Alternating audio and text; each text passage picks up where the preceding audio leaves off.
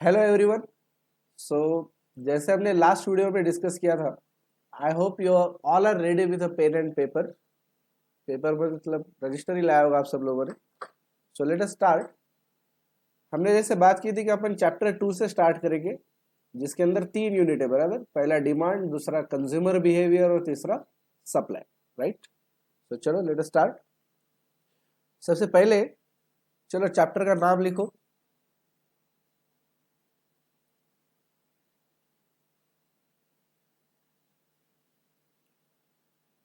Chapter 2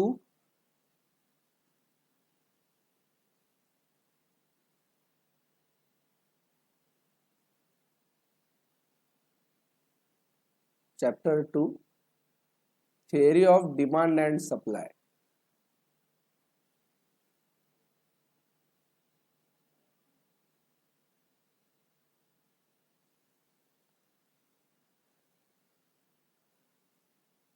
theory of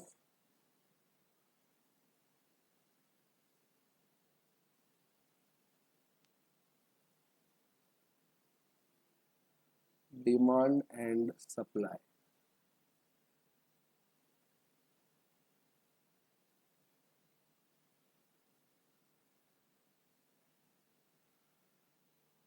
okay. तो इसके अंदर 3 चीजें हैं।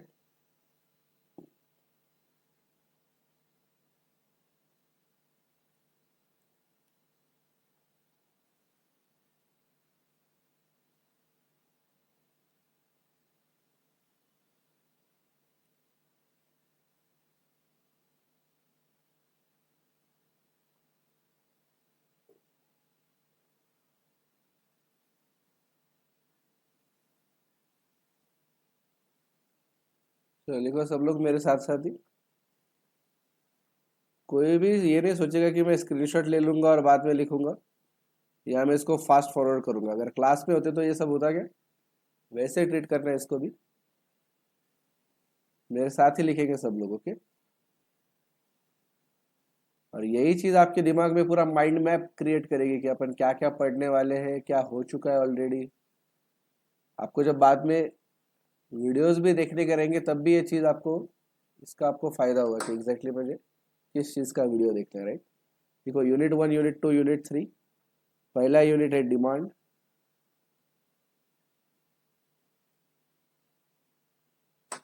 सेकेंड है कंज्यूमर बिहेवियर,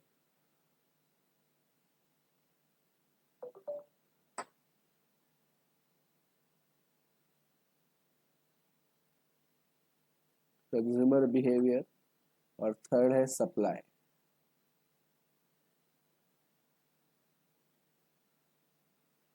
ठीक है,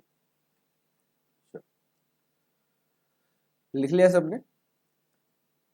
सो now we are starting with unit 1 supply.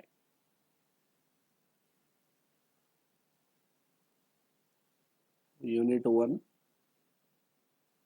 Sorry demand, supply नहीं। Unit 1 demand.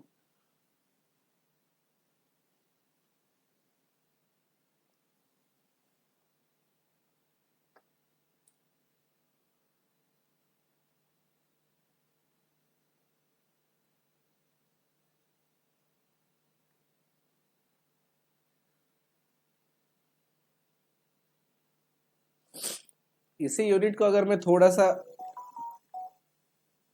डिटेल तरीके में बोलूं, या पूरा अगर नाम बोलूं मैं इसका, okay.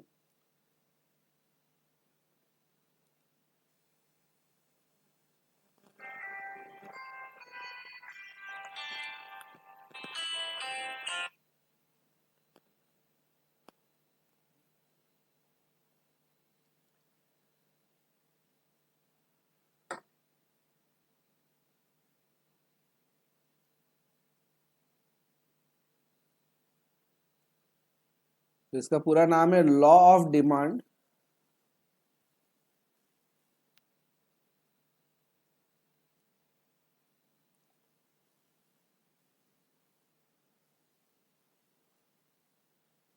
Law of demand and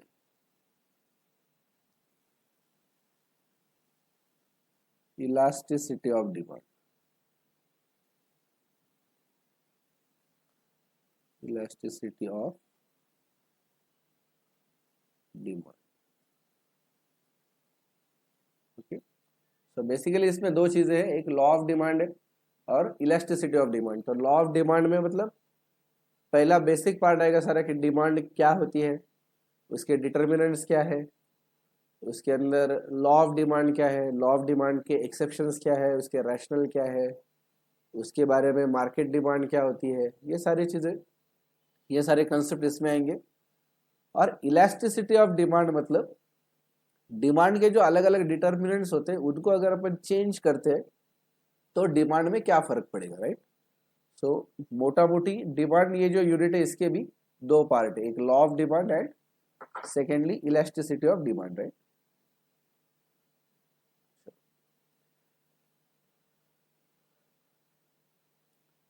इसके अंदर लिखो अभी 1.1 मीनिंग ऑफ डिमांड।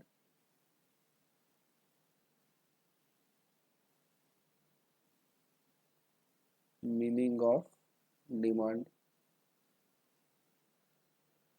ये सारी चीजें बाद में हम वीडियो के डिस्क्रिप्शन में भी डालेंगे, इसके अंदर क्या क्या कवर किया है।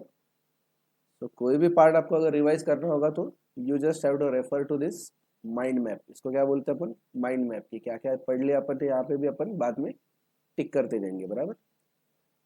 Next low determinants of demand.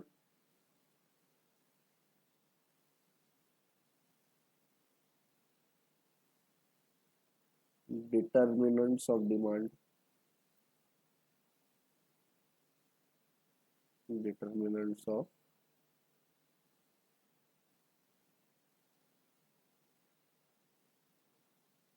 Demand.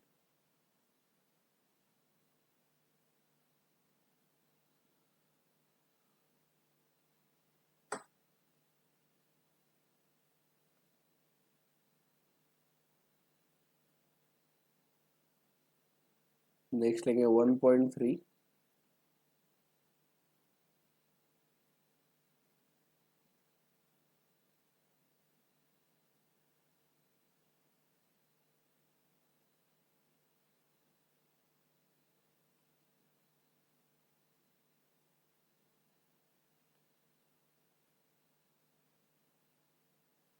1.3 law of demand.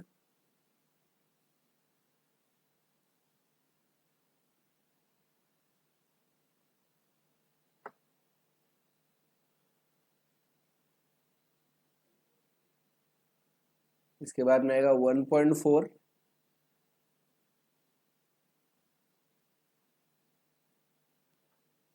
Demand schedule and demand curve. Demand schedule and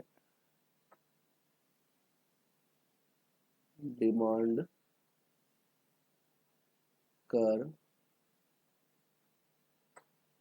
इसके बाद में आएगा market demand schedule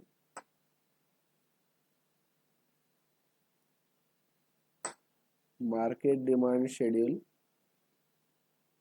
and market demand curve. Market demand 1.4 और 1.5 में क्या डिफरेंस है, वहां पे एक इंडिविजुअल की डिमांड, उसका शेड्यूल और उसका कर्व बनेंगे, और 1.5 में पूरा मार्केट, यानी कि सारे के सारे इंडिविजुअल्स मिला के जो एक मार्केट बनता है, सबके डिमांड का शेड्यूल और कर्व बनेंगे अपन, okay.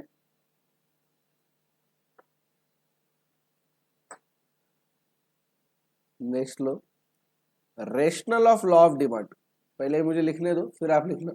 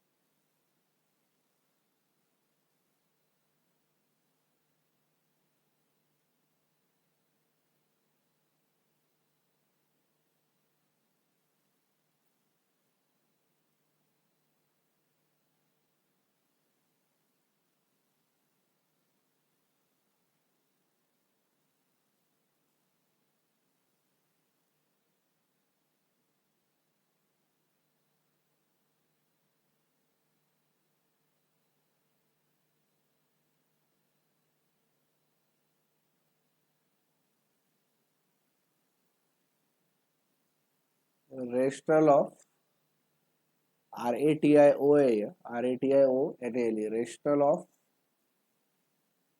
Law of demand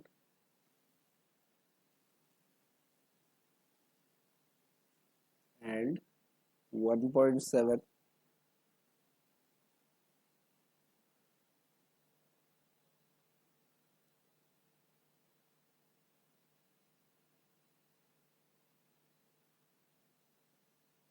exceptions to the law of demand. Rationale का मतलब पता है क्या? रेशनल यानी कि logics, reasons, why law of demand works. Law of demand क्यों काम करता है, उसके रीजन से, उसके लॉजिक्स अगर बोले तो उसको बोलते हैं रैशनल। तो अगर मीनिंग नहीं मालूम होगा तो यहाँ पे कहीं लिख लो, ठीक है, रैशनल के नीचे लिख लो या जहाँ पे भी आके जगह है कि लॉजिक।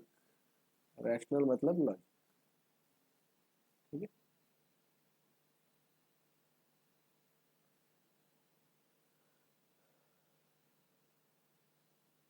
तो रैशनल देखेंगे पहले and then we will see the exceptions. कि ऐसा नहीं है ना कि लॉ ऑफ डिमांड है तो हर जगह वर्क करेगा ही, ये जरूरी नहीं है, राइट।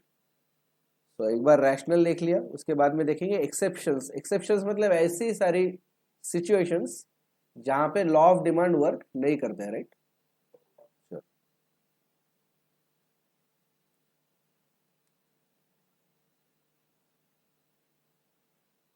नेक्स्ट लिखो 1.8 expansion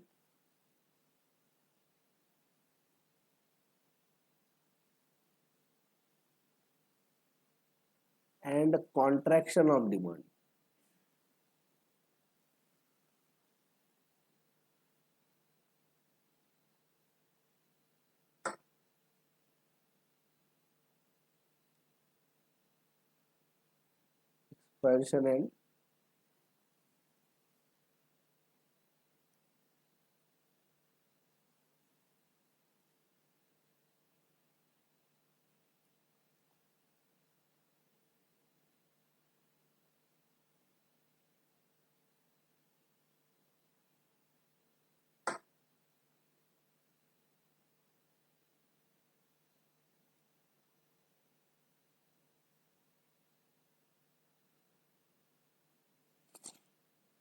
expansion and contraction of demand.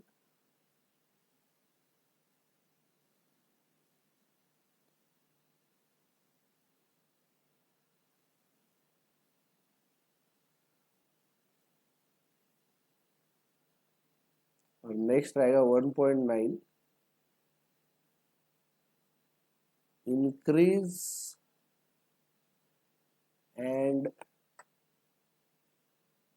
Decrease in demand. ये बिल्कुल भी डुप्लीकेशन नहीं है। किसी को लग रहा होगा एक्सपांशन कॉन्ट्रैक्शन मतलब भी इंक्रीज डिक्रीज है क्या डिफरेंस है, तो ऐसा नहीं है। जब अपन पढ़ेंगे तो आपको ध्यान में आएगा कि इसके अंदर डिफरेंस है और जानबूझ के ये लिखा गया है। ऐसा नहीं कि यहाँ पे सिर्फ डुप्लीकेशन हो रहा है, ओके। तो don't bother about it at the moment. अभी सिर्फ इस पे ध्यान दो कि जो भी यहाँ पे लिखा जा रहा है वो सारा का सारा आपके नोटबुक में होना चाहिए, रजिस्टर में होना चाहिए, राइट।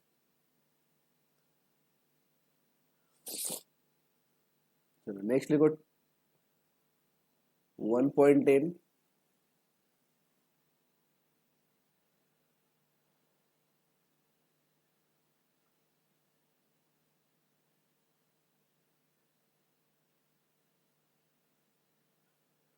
लिखो मूवमेंट अलोंग द डिमांड कर। मूवमेंट, मोमेंट नहीं, ठीक है। MOMENT मूवमेंट नहीं है, मूवमेंट। मूवमेंट मतलब शिफ्ट होना, एक जगह से दूसरी जगह जाना, right. Movement along the demand कर, मूवमेंट अलोंग द डिमांड कर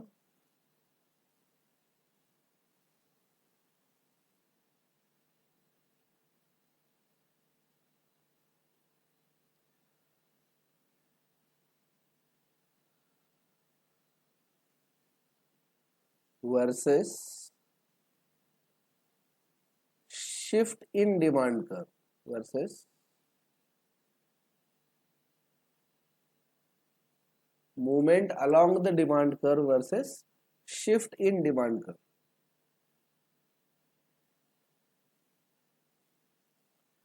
versus shift in demand curve.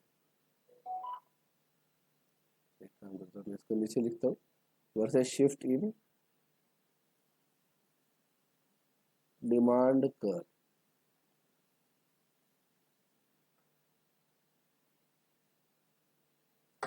Next आएगा 1.11, ये लिखो demand function. Demand function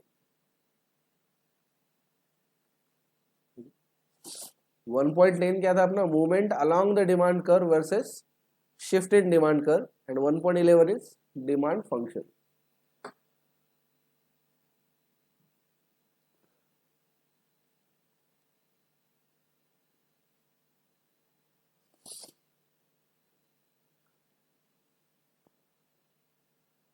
next लिखो 1.12. अच्छा, यहाँ पे एक पार्ट खत्म हो गया अपना. यूनिट का जो नाम लिखा था अपन ने, law of demand and elasticity of demand, तो यहाँ पे हमारा लॉ ऑफ डिमांड वाला जो पार्ट है बेसिक, वो सारा खत्म. अभी चालू हो रहा है इलास्टिसिटी ऑफ डिमांड. ओके, तो लिखो इलास्टिसिटी ऑफ डिमांड और उसका meaning.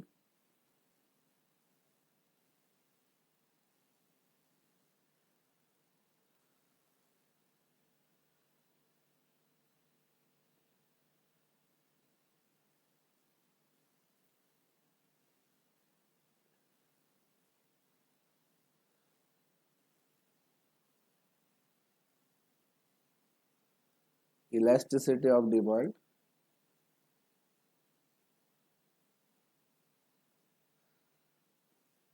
Meaning.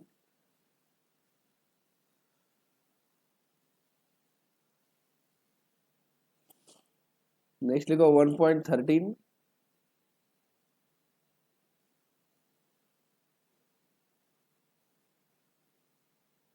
Price elasticity of demand.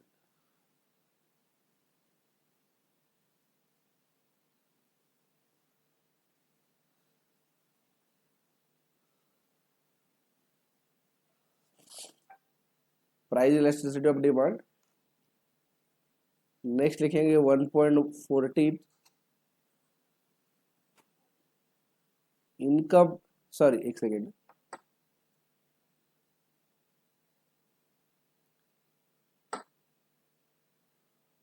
हाँ चलेगा, लिखो 1.14 income elasticity of demand.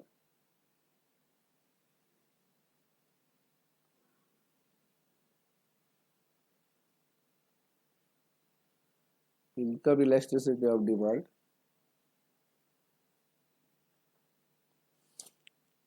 Next लिखो 1.15. अच्छा, होते आया अभी, सिर्फ एक दो ही पॉइंट बचे. नेक्स्ट लिखेंगे cross elasticity of demand.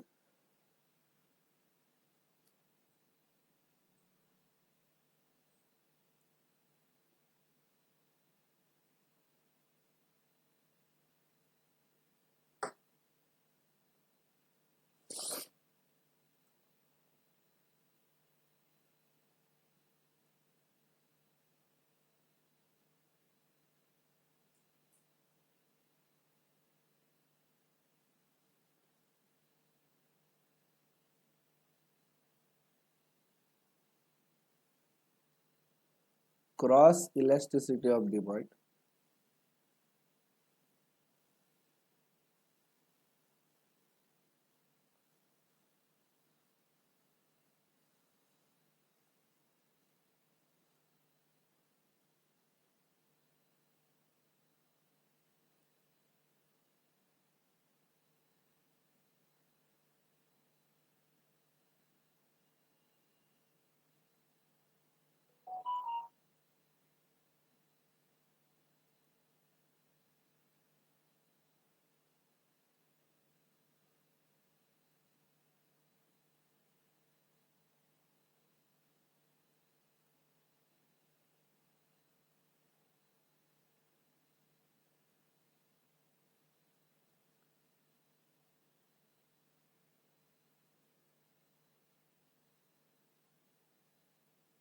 Cross elasticity of demand,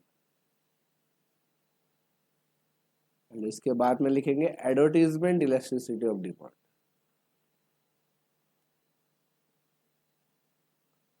advertisement elasticity of demand.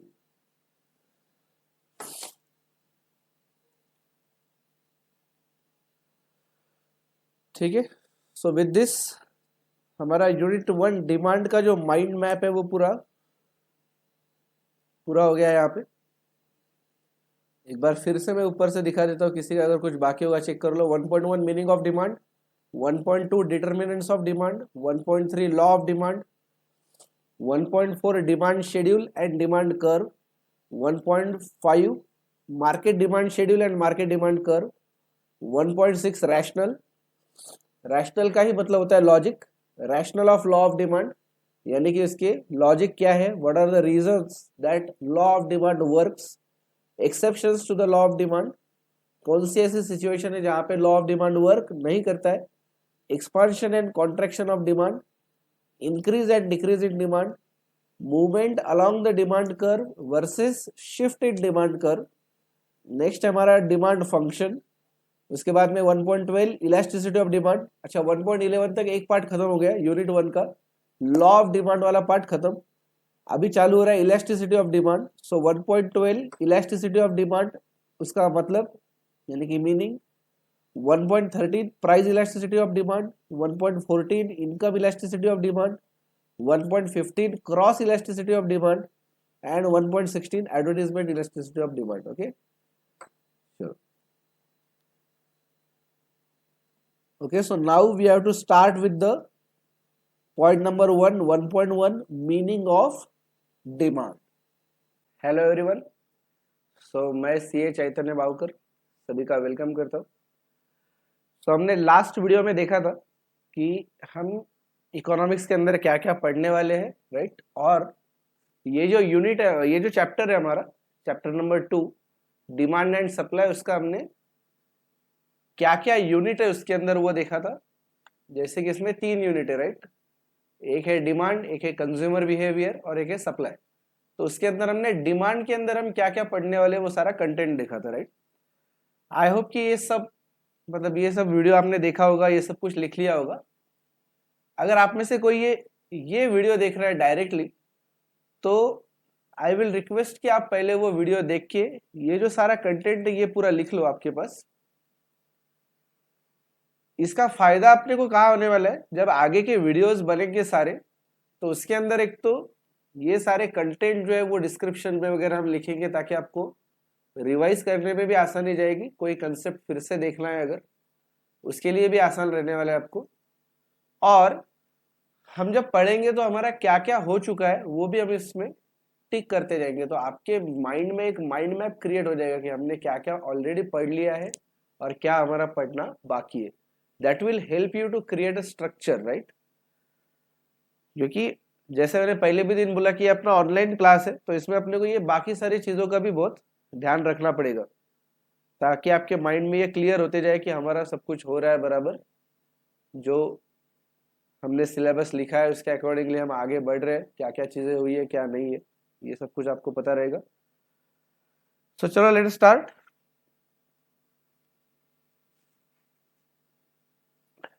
तो हमने कंटेंट में लिखा था सबसे पहले कि मीनिंग ऑफ डिमांड, बराबर। हमारा ये जो यूनिट है ये है डिमांड। तो सबसे पहले अपने को ये पता रहना चाहिए कि डिमांड क्या है, फिर उसके बाद में देखेंगे कि उसके फीचर्स क्या होते हैं क्या नहीं, लॉ ऑफ डिमांड क्या है, उसके एक्सेप्शंस। बट सबसे बेसिक में ये है कि डिमांड क्या है एग्जैक्टली, करेक्ट। सो क्या होता है जनरली डिमांड, जब भी डिमांड आपके मन में आता है या कभी सुनने में आता है ये वर्ड, तो क्या आता है मन में सबसे पहले कि व्हाट इज डिमांड, बराबर। बहुत बार आपने सुना होगा कि एप्पल के आईफोन को इतनी ज्यादा डिमांड है कि जब वो लॉन्च होता है, समझ लो वो आज अगर लॉन्च होने वाला है, तो लोग पिछले दिन रात से ही एप्पल स्टोर के सामने जाके बैठ जाते, लाइन में लग जाते कि अपने को मिल जाएगा, क्योंकि लिमिटेड स्टॉक रहेगा, लिमिटेड क्वांटिटी रहेगी। So this is demand, right. कई बार अपन मूवी थिएटर्स के बारे में सुनते हैं कि यार ये पिक्चर हाउसफुल रही। हाउसफुल मतलब क्या, उसको बहुत डिमांड है, राइट। या नॉर्मली हमने कभी कभी सुना होगा रियल एस्टेट मार्केट पे कि अरे ये जगह को बहुत डिमांड है, ये यहाँ पे प्लॉट मिलते नहीं जल्दी, यहाँ पे बहुत डिमांड है। या फिर ये जो बिल्डर है, ये जो फ्लैट्स बनाता है या जो रो हाउसेस बनाता है, इसको बहुत डिमांड होती है। ऐसे अलग अलग कॉन्टेक्स्ट में हमने डिमांड ये वर्ड सुना होगा, राइट। सो जनरली अपने को क्या लगता है, डिमांड मतलब अगर कोई भी चीज चाहिए अपने को, बहुत सारे लोग बोल रहे कि ये मुझे चाहिए, तो इसको अपन क्या बोलते हैं, डिमांड। जैसे मैंने आपको बोला कि क्या आपको एप्पल का आईफोन चाहिए, सब लोग हाँ बोलेंगे, बराबर। सो अपने को लगता है कि ये डिमांड है हमारी, राइट, कि हमको कोई चीज चाहिए। एज अ कंज्यूमर हमको अगर कोई चीज चाहिए रहेगी, हमें कोई चीज पसंद है, यानी कि दैट थिंग इज फेवरेट, या फिर आपको वो चीज चाहिए मतलब यू वांट इट, इसी का मतलब हम जनरली समझ लेते हैं कि ये डिमांड है। लेकिन इकोनॉमिक्स यहाँ पे क्राइटेरियाज देता है, इकोनॉमिक्स इसको डेफिनेशन देता है कि अगर ये चीजें होंगी तो ही इसको डिमांड बोलेंगे, वरना नहीं बोलेंगे, राइट। सिर्फ आपने ये बोल दिया,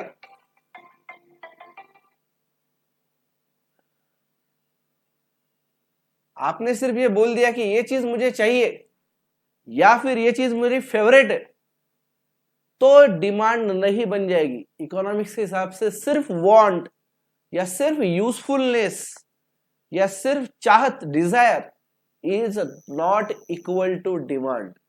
तो फिर सर डिमांड है क्या? चलो बच्चों, अकॉर्डिंग टू इकोनॉमिक्स हम देखते हैं कि व्हाट इज डिमांड, डिमांड का मतलब क्या है एग्जैक्टली। तो ये हमारा पॉइंट होगा 1.1, राइट। हमने कंटेंट में भी लिखा है 1.1, 1.1।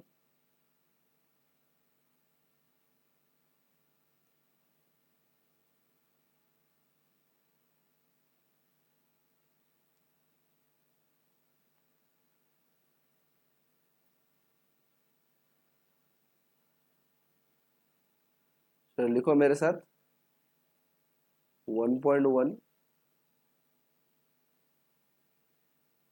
Meaning.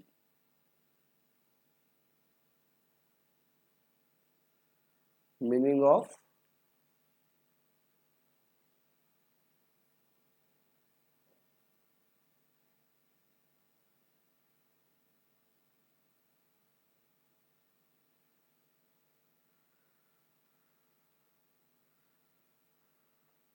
Meaning of demand, correct. So what is the exact meaning of demand?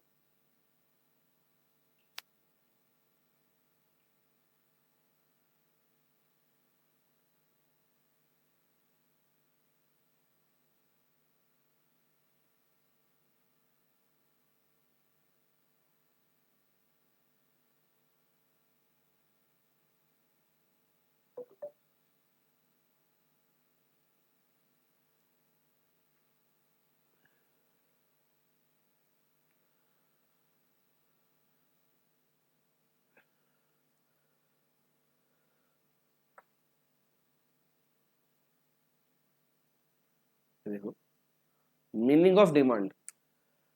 सो आगे बढ़ने से पहले मैं आपको एक स्टोरी सुनाता हूँ। मैं जब सीए कर रहा था तो मेरा सीए फाउंडेशन हो गया, फिर उसके बाद में सीए इंटर हो गया, दोनों भी फर्स्ट अटेम्प्ट में हो गया। तो उसके बाद में मेरी आर्टिकलशिप चालू हो गई और उसके बाद में मेरा था सीए फाइनल, बराबर। तो नॉर्मली हमारी आर्टिकलशिप, आपको पता है कि जब मेरे टाइम पे 3 साल की आर्टिकलशिप हुआ करती थी, अभी आपको बहुत अच्छा है कि आपको सिर्फ 2 साल की आर्टिकलशिप है। आर्टिकलशिप यानी कि कोई भी सीए के पास में अपने को काम करना पड़ता है ताकि अपने को प्रैक्टिकल काम सब सीखने को मिले। उसके अंदर हम सब कुछ सीखते हैं, इनकम टैक्स, ऑडिट्स, बाकी अभी जैसा जीएसटी आ गया, मेरे टाइम पे सर्विस टैक्स और वैट था, अकाउंटिंग वगैरह। ये जो सारे सब्जेक्ट्स, ये जो सारा हम अभी पढ़ते हैं एग्जाम्स के लिए वगैरह, उसका सारा प्रैक्टिकल एप्लीकेशन, यानी कि एक्चुअली जो काम करना होता है सीए बनने के बाद जो काम करेंगे वो आर्टिकलशिप में अपन करते हैं। तो मैं पुणे में आर्टिकलशिप करता था। वहां पे आर्टिकलशिप के साथ साथ में शुरुआती पहले जो आर्टिकलशिप के जैसा मैं बोला 3 साल होते हैं, तो पहला साल जो होता है वहां पे सिर्फ ऑफिस का काम करना पड़ता है, बाकी सीए फाइनल के क्लासेस वगैरह कुछ शुरू नहीं होते अपने, तो खाली टाइम होता है। तो आई थॉट कि यार ये खाली टाइम में तब तक मैं सीएमए फाउंडेशन कर लेता हूँ, सॉरी सीएमए इंटर कर लेता हूँ। सीएमए फाउंडेशन तो समझो करने की जरूरत नहीं पड़ती, क्योंकि सीए इंटर अपन हो गए तो वहां पे एग्जामेशन मिल जाता।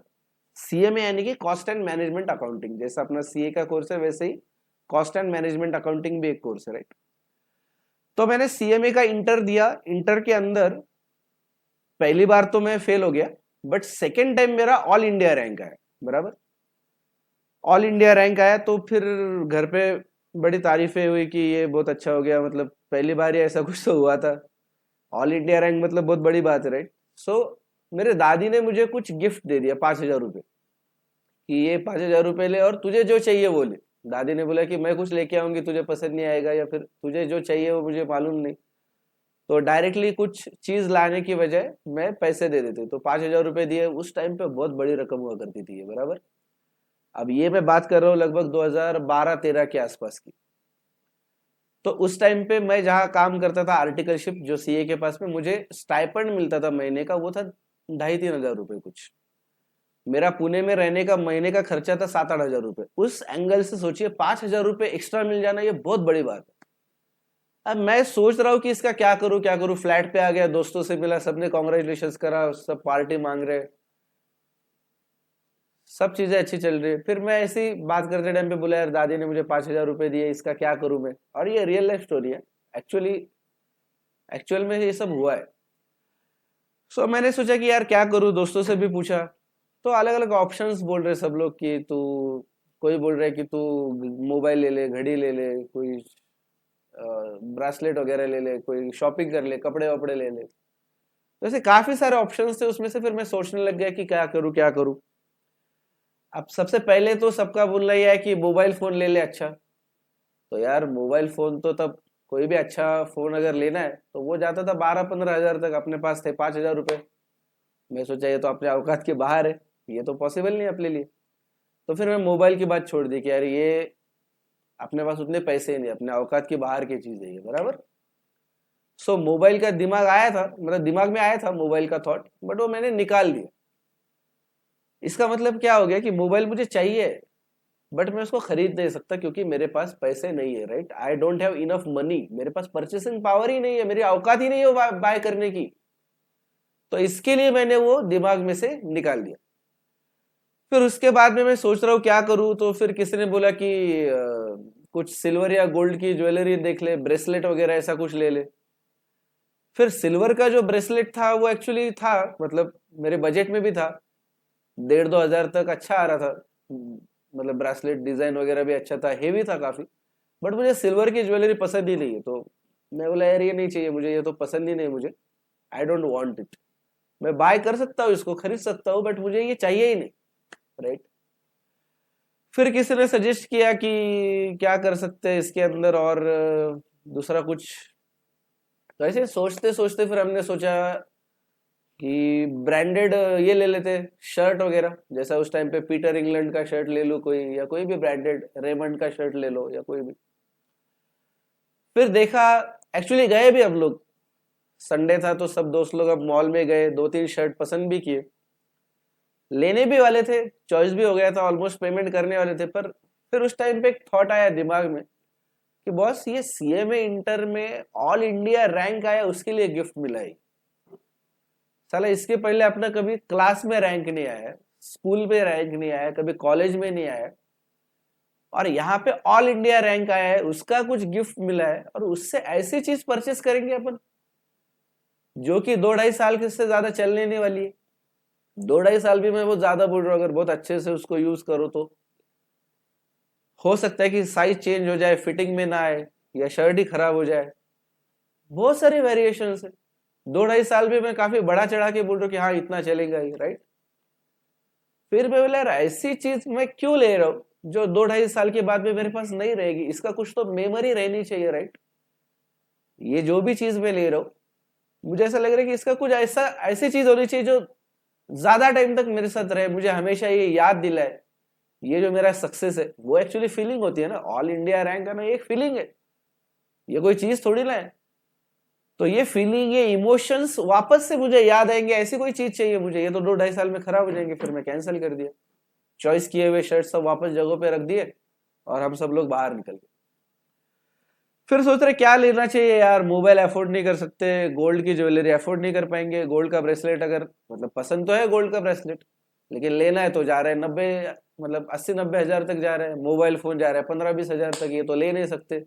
सिल्वर का ब्रेसलेट ले सकते हैं बट वो पसंद नहीं है। शर्ट्स बहुत अच्छे ब्रांडेड शर्ट्स लेना भी है एक्चुअली, ऐसा नहीं कि नहीं लेना है, पसंद नहीं है, लेना है, पसंद आ गए, चॉइस भी हो गई। बट फिर ऐसा लग रहा है कि यार ये नहीं चाहिए, इसके लिए मैं ये पैसा खर्च नहीं कर सकता, राइट। नॉर्मली अगर मेरा स्टाइपेंड का कुछ पैसा आ गया बच गया, उसके अंदर से मैं अगर ब्रांडेड शर्ट लेता हूं तो दैट इज ओके। बट ये जो गिफ्ट वाला, ये जो रिवॉर्ड वाला पैसा है, ये करेक्ट गिफ्ट मिला ये मुझे, ये मैंने अर्न किया एक तरीके से, कि ऐसे ही मतलब मिला नहीं है, ये ऑल इंडिया रैंक है इसलिए गिफ्ट मिला है, रिवॉर्ड आया, अवार्ड एक तरीके से, उसका पैसा है ये मैं उस चीज के लिए नहीं खर्च कर सकता जो चीज 2-2.5 साल ही टिकने वाली है, वो बाद में मेरे पास साथ नहीं रहेगी।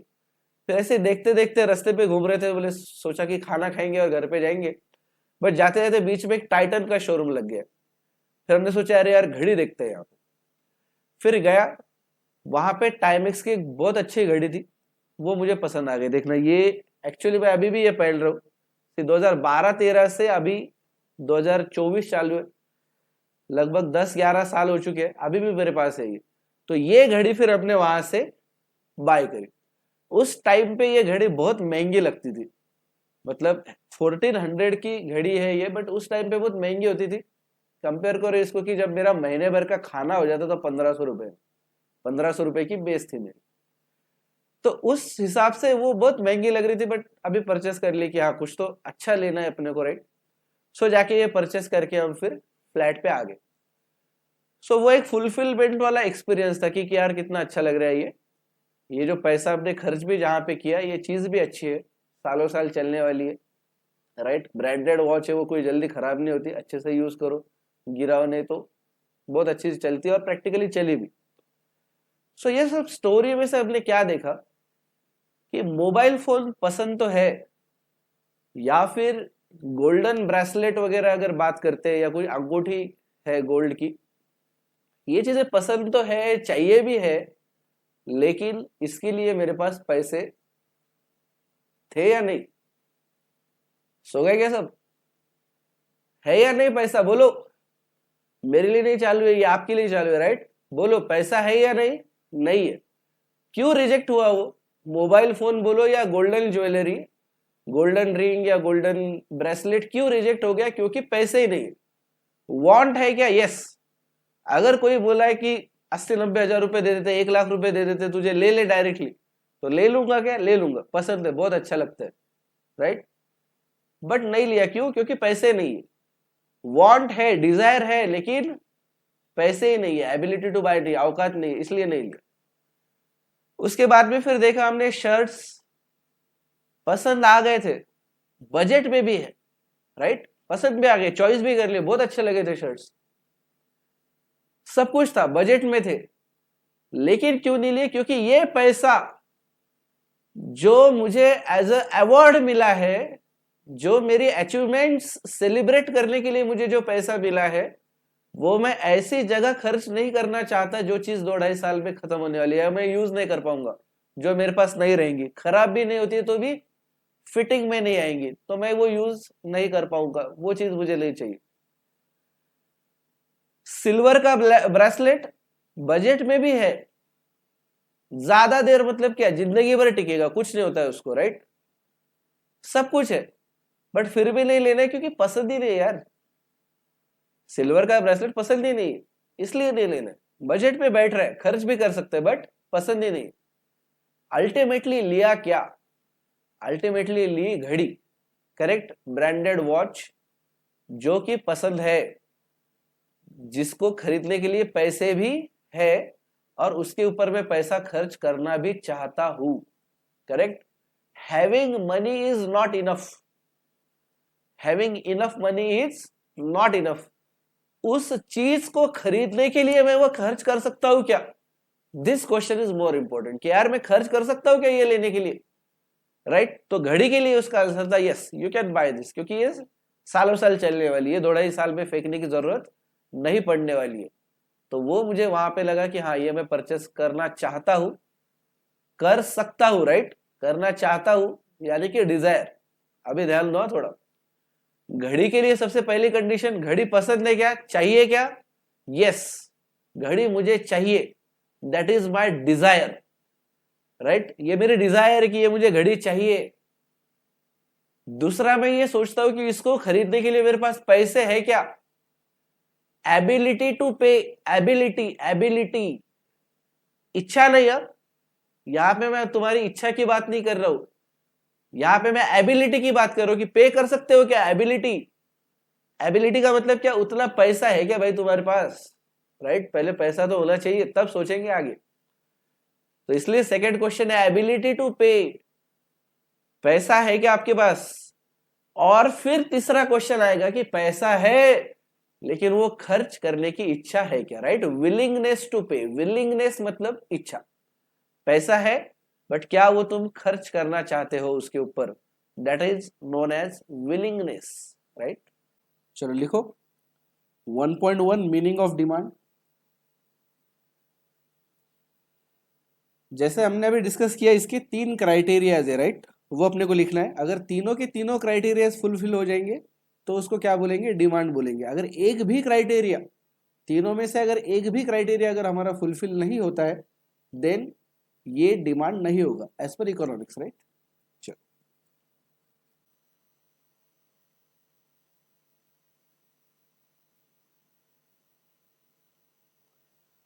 तो देखो क्या क्या क्राइटेरियाज है।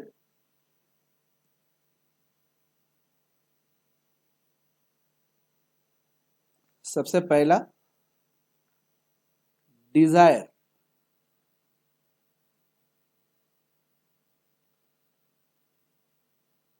डिजायर का मतलब क्या होता है? डिजायर मतलब चाहत।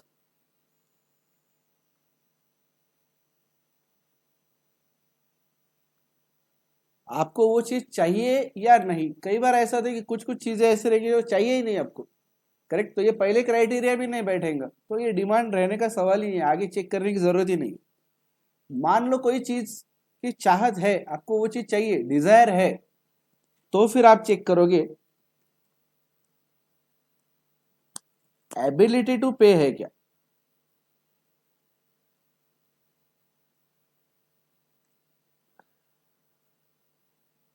एबिलिटी टू पे, इसको क्या बोल सकते हैं अपन? औकात है क्या, औकात पे करने की। जेब में पैसा होना चाहिए, राइट? मुझे तो चाहिए कि मेरे पास आईफोन हो, मेरा एक बहुत बड़ा फार्म हाउस हो, चार्टर्ड प्लेन हो, लेकिन औकात किसकी? अपनी टू व्हीलर चलाने की, राइट? सो ये चेक करना पड़ेगा अपने को कि बॉस एबिलिटी टू पे है या नहीं। और तीसरी चीज है विलिंगनेस टू पे।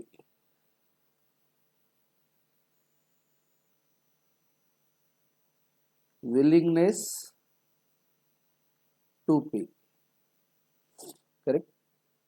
आपको, आपके पास जो पैसा है उस चीज को परचेस करने के लिए आपकी इच्छा है क्या कि ये मैं खर्च करूं? जैसे अपने एग्जांपल में देखा था कि शर्ट्स जो थे, ब्रांडेड शर्ट्स पसंद आ गए थे, करेक्ट? चॉइस कर लिया था, उसको खरीदने के लिए अपने पास पैसा भी था, लेकिन क्यों नहीं लिया? क्योंकि वो पैसा उस पर नहीं खर्च करना चाहता मैं, राइट? वो जो पैसा है वो मेरे लिए बहुत इंपॉर्टेंट है, वो मुझे ऐसी चीजों पे नहीं उड़ाना है कि जिसके मतलब मेरे पास वो ज्यादा दिन टिकेगी नहीं वो चीज। अभी हर एक के पास अलग अलग रीजंस हो सकते हैं इसके कि मैं खर्च करना चाहता हूँ या नहीं। मेरे लिए ये रीजन था कि वो मनी मेरे लिए इंपॉर्टेंट था, मैं वो खर्च कर सकता था, पर ऐसी चीज पे नहीं कि जो बहुत जल्दी खत्म हो जाए। किसी के लिए और कुछ रीजन होगा, बट कुछ ना कुछ रीजन है जिसकी वजह से आप वो पैसा खर्च नहीं करना चाहते। आपके पहले दोनों भी क्राइटेरिया फुलफिल हो रहे कि डिजायर है, चाहत है, एबिलिटी टू पे भी है, लेकिन विलिंगनेस टू पे अगर नहीं है तो भी वो डिमांड नहीं है। सो याद रखेंगे इकोनॉमिक्स के हिसाब से अगर किसी चीज की डिमांड है, ये अगर आपको बोलना है, तो ये तीनों के तीनों क्राइटेरिया फुलफिल होना चाहिए। तीनों में से एक भी क्राइटेरिया अगर नहीं हो रहा है fulfil, then it will not be a demand as per economics, right.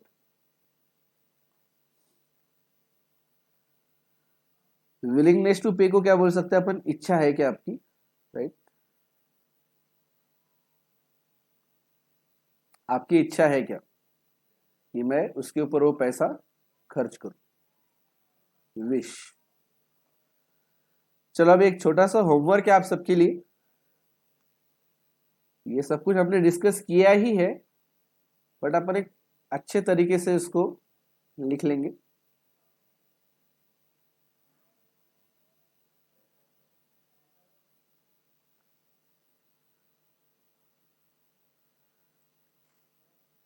देखो, डिमांड के तीन क्राइटेरिया लिखेंगे अपन: डिजायर,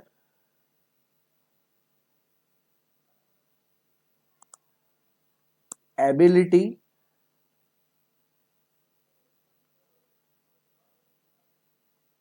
एबिलिटी टू पे, एंड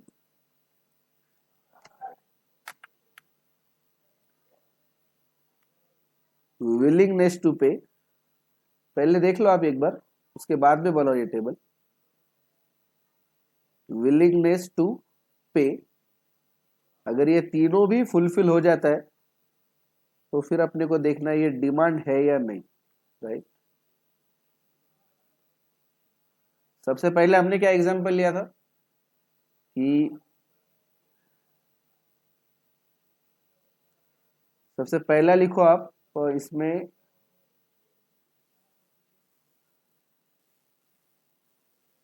सिल्वर ज्वेलरी, दूसरा लिखो इसके अंदर गोल्ड ज्वेलरी,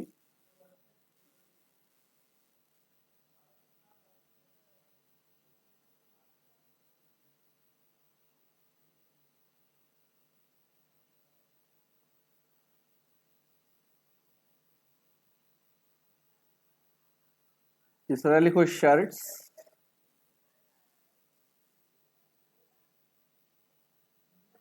और चौथा लिखो वॉच।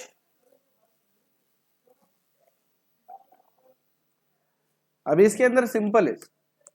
सबसे पहले अपन ये देखेंगे डिजायर है या नहीं। अगर डिजायर ही नहीं है तो बात ही खत्म हो गई, आगे देखने की जरूरत ही नहीं आपको। डिमांड है या नहीं, डिजायर नहीं है मतलब बात खत्म, आगे जाएंगे नहीं, बाकी कुछ चेक करने की जरूरत ही नहीं। फिर अगर ये पता चलता है कि हाँ डिजायर तो है, फिर चेक करेंगे एबिलिटी टू पे है या नहीं।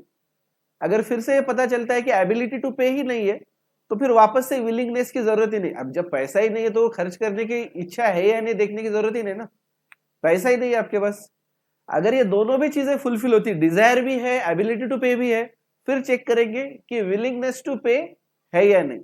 अगर तीनों भी चीजें है तो फिर उसको क्या बोलेंगे अपन? उसको बोलेंगे अपन डिमांड, राइट। तो इसमें क्या करना है आपको? ऐसा टेबल बनाना है सिंपल, इसमें आपको सिर्फ राइट रॉन्ग करना है। जैसे मैं पहले सिल्वर ज्वेलरी क्या था, डिजायर है क्या?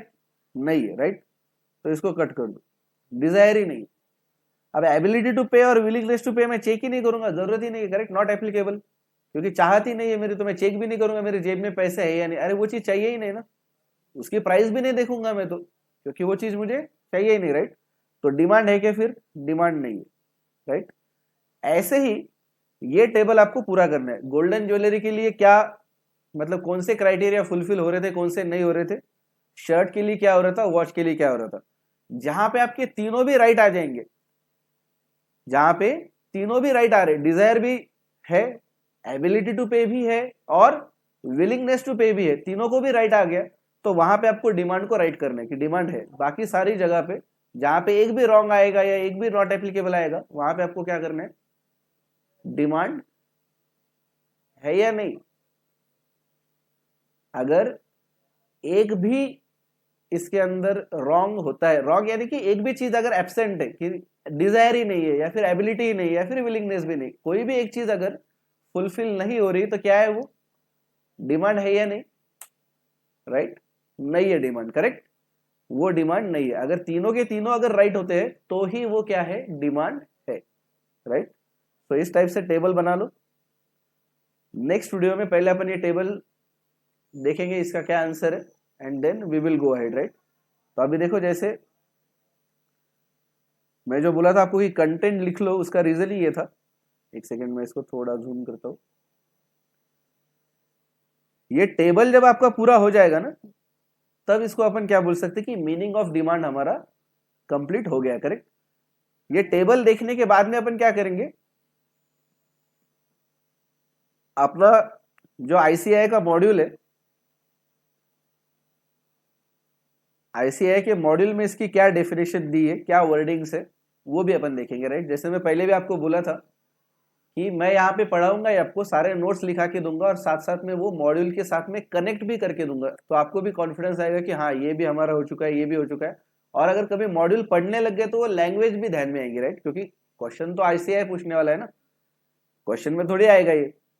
जैसे हमने लिखा है चाहत, औकात, इच्छा, ये नहीं आने वाला है क्वेश्चन में, राइट। क्वेश्चन में आएगा डिजायर, एबिलिटी टू पे एंड विलिंगनेस टू पे, तो हमको याद भी रखना है और एग्जाम में मार्क्स भी लाने। So we will cover both the things. तो नेक्स्ट वीडियो में पहले ये टेबल सॉल्व करेंगे, उसके बाद में मॉड्यूल के हिसाब से क्या डेफिनेशन है, यही है, सिर्फ वर्डिंग आगे पीछे होगी, सेंटेंस के फॉर्म में लिखा होगा उन्होंने, वो भी देखेंगे। इसके लिए कुछ अल्टरनेट वर्ड भी यूज होते हैं, जैसे for example ability to pay को ही आप परचेसिंग पावर भी बोल सकते हो, राइट। परचेसिंग पावर मतलब क्या, वो परचेस करने की पावर, आपके पास ताकत है क्या, आप परचेस करने की पावर मतलब क्या, पैसा, और क्या करने वाले परचेस करने के लिए, राइट।